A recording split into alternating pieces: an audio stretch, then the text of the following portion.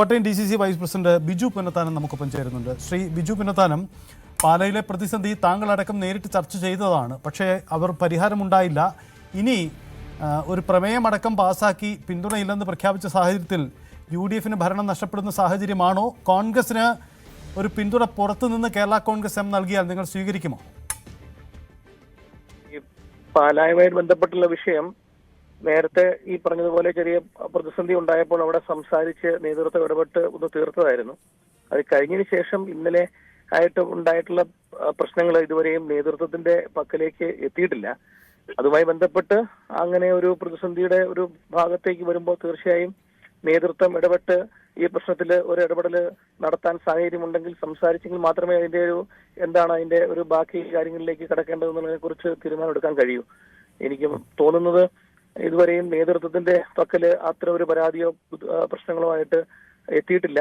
ആ ഒരു പ്രമേയം പാസ്സാക്കിയതായിട്ട് അവിടുന്ന് ഒരു ബുദ്ധിമുട്ടുകൾ അവരുടെ പ്രശ്നങ്ങളൊക്കെ ആയിട്ട് അത് നേതൃത്വത്തിന് കൈമാറാൻ തീരുമാനിച്ചതായിട്ട് അറിഞ്ഞു.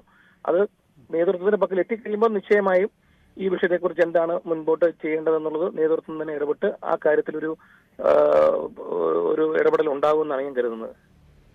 നേതൃത്വത്തിന്റെ ഇടപെടൽ അങ്ങനെ ഉണ്ടാവട്ടെ. പക്ഷെ ഒരു കാര്യം, താങ്കൾക്ക് നേരിട്ട് അറിയാവുന്ന സ്ഥലമായതുകൊണ്ട് കൂടി ചോദിക്കുകയാണ്.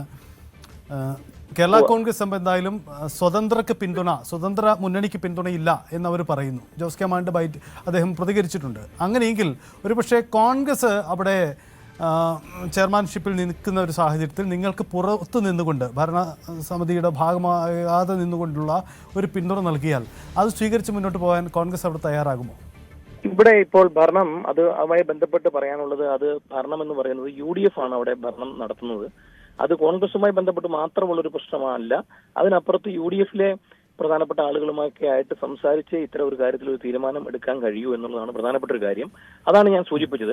കോൺഗ്രസിന്റെ ഭാഗത്തു നിന്ന്, കോൺഗ്രസിന്റെ കൗൺസിലർമാരുടെ ഭാഗത്തു നിന്ന് ഇത്തരത്തിലൊരു ബുദ്ധിമുട്ട് നേതൃത്വത്തിന്റെ ഭാഗത്ത് വന്നതിന് ശേഷം അത് നിശ്ചയമായും UDFൽ കൂടി സംസാരിച്ചതിന് ശേഷം മാത്രമേ ഇത്തരം കാര്യങ്ങളിലേക്കൊക്കെ കടക്കേണ്ടതായിട്ടുണ്ടോ എന്നുള്ളൊരു തീരുമാനത്തിലേക്ക് എത്താനും കഴിയൂ.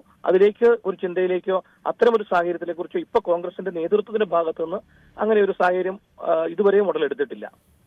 പാലായിലെ ഒരു പ്രത്യേക സാഹചര്യത്തിൽ ആവശ്യമെങ്കിൽ പുറത്തുനിന്ന് കേരള കോൺഗ്രസ് എം പിന്തുണച്ചാലും അത് സ്വീകരിക്കാം, അങ്ങനെ ചിന്തിച്ചുകൂടെ?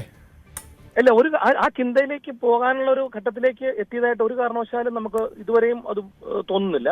ഞാൻ അതാണ് പറഞ്ഞത്. അവിടെ ഇപ്പം നിലവിൽ ഭരണം എന്ന് പറയുന്നത് തന്നെ കോൺഗ്രസിന്റെ മാത്രത്തിലുള്ള ഒരു ഭരണമല്ല. അവിടെ UDFന്റെ നേതൃത്വത്തിലുള്ള ഒരു ഭരണമാണ്.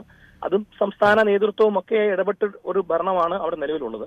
അപ്പൊ അതിന്റെ അകത്തൊരു തീരുമാനം ഈ പറഞ്ഞ രീതിയിലേക്ക് വല്ലതും മാറ്റങ്ങൾ വന്ന് എടുക്കണമെങ്കിൽ അവിടെ ഒരു ഇടപെടൽ, പാർട്ടിയുടെ ഇടപെടലുണ്ടായി, സംസാരമുണ്ടായി, ഘടകകക്ഷികളുമായി സംസാരിച്ചതിന് ശേഷം മാത്രമേ അത് ചെയ്യാൻ കഴിയൂ. ശരി, വളരെ നന്ദി Shri Biju Punnathanam, DCC vice president പ്രതികരിച്ചത്. ജോസ് കെ മാണിയുടെ പ്രതികരണം ഇത് സംബന്ധിച്ച് വന്നിട്ടുണ്ട്. പാലയിലെ വിഷയത്തിൽ പ്രാദേശിക നേതൃത്വം തീരുമാനമെടുക്കും. എന്തായാലും അവിടെ സ്വതന്ത്ര മുന്നണിക്ക് പിന്തുണ നൽകാനില്ല, മറ്റു കൂടുതൽ പ്രതികരണത്തിലില്ല. കോൺഗ്രസിന്റെ അകത്തെ ആഭ്യന്തര പ്രശ്നങ്ങളാണ് ഇപ്പോൾ പ്രതിഫലിക്കുന്നത് തുടങ്ങിയ കാരണങ്ങളൊക്കെയാണ് ജോസ് കെ മാണി പറഞ്ഞത്. അദ്ദേഹത്തിന്റെ വാക്കുകളിലേക്ക്. പിന്തുണ പിൻവലിച്ചു എന്നൊക്കെ പറയുന്നു, പത്രങ്ങളിൽ വന്ന വാർത്തയാണ്. എന്താണ് അതിൻ്റെ സ്ഥിതിഗതികളെന്നൊന്നും നമുക്കറിയില്ല. ഒന്ന്, ഇത് പ്രാദേശികമായ വിഷയമാണ്.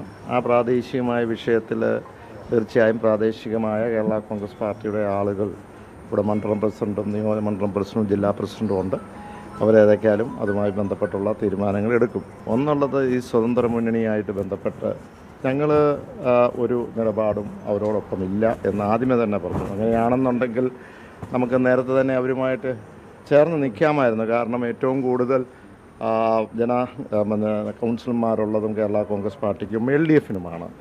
അപ്പോൾ അങ്ങനെ വരുന്ന സാഹചര്യത്തിൽ തീർച്ചയായിട്ടും അതിന് സാധ്യത കൂടുതലുണ്ട്. പക്ഷേ അങ്ങനെ അതിൽ സ്വന്തം മുന്നണിയുമായി കൂടുമ്പോൾ നേരത്തെ തന്നെ പല അപകടങ്ങളും ഉണ്ടാകും എന്ന് ഞങ്ങൾക്കറിയാം. അത് തന്നെയാണ് ഇപ്പോൾ ഉണ്ടായിട്ടുള്ളതും. അതുകൊണ്ട് അങ്ങനെ ഒരു തീരുമാനത്തിലേക്കില്ല. പിന്നെ അവിടെയുള്ള ഒരു ആഭ്യന്തര പ്രശ്നങ്ങളാണല്ലോ, അത് ഞങ്ങൾ അതിനെപ്പറ്റി കമൻറ്റ് പറയുന്നത് ശരിയല്ലല്ലോ.